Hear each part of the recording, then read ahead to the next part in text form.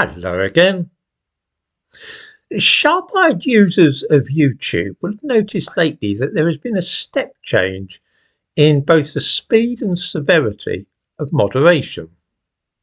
A few months ago, the process of moderating was pretty sluggish, and it could take days for a video to be removed. These days, it happens in the blink of an eye. True, there have for a long while been algorithms which identify what are seen as unacceptable or questionable words typed into the comments on YouTube, but cunning people have always found a way to sidestep this. It's for this reason that people refer in the comments on this channel to the Austrian painter, lest the mention of the man's name might get them suspended from being allowed to comment. What has happened recently, though, is that things are moving much faster, far faster indeed than even the simple old-fashioned algorithms could possibly explain. Stuff vanishes at the speed of light. Let me give a few examples.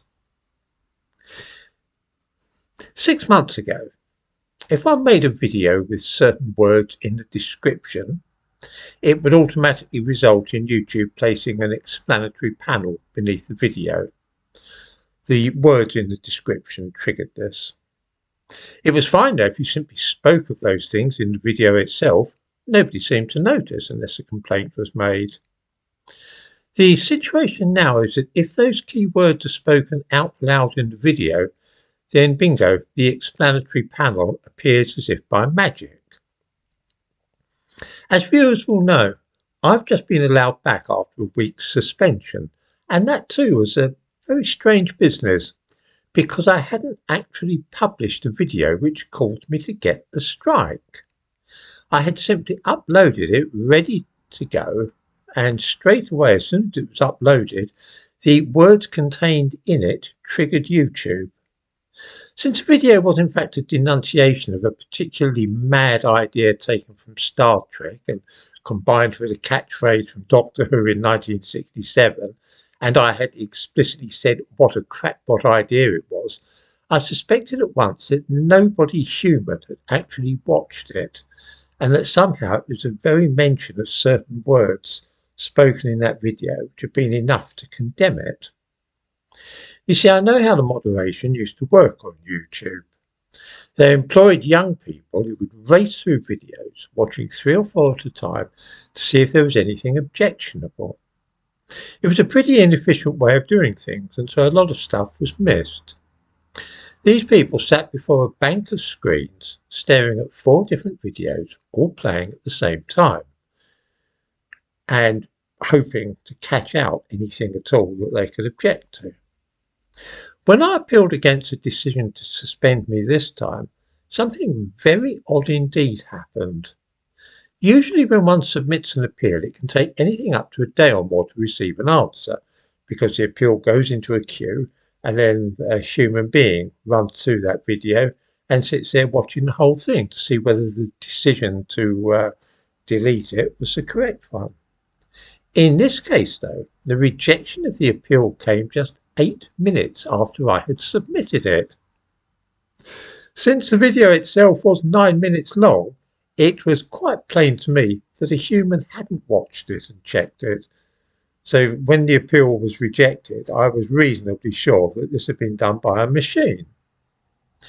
YouTube, like other social media companies, is now being very careful about not allowing any unacceptable material to get through.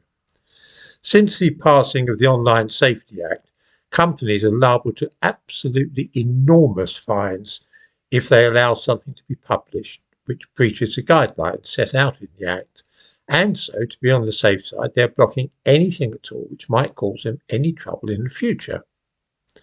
Although it is claimed that human moderators are still being used, the speed with which material is being removed makes it a racing certainty that AI is doing most of the heavy lifting. This would account too for the fact that at one time appealing against a strike on YouTube, one had the opportunity to write out the reasons, to give an explanation why the video was not in breach of the guidelines, Now that's all been scrapped. It's only possible simply to say that you do appeal, and then a few minutes later you're told that the appeal has been rejected. I quite see why YouTube is now operating in this way. They are, after all, a commercial company, and none of us have any right to broadcast our views on their platform. The problem is, though, that if ideas are suppressed in this way so that it's impossible even to talk about them on the internet, even critically, then this will have the effect of making them spread more rapidly in the long run.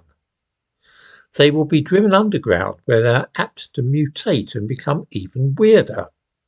It's far more healthy to let the light of day shine on strange ideas and conspiracy theories and allow people to discuss them openly.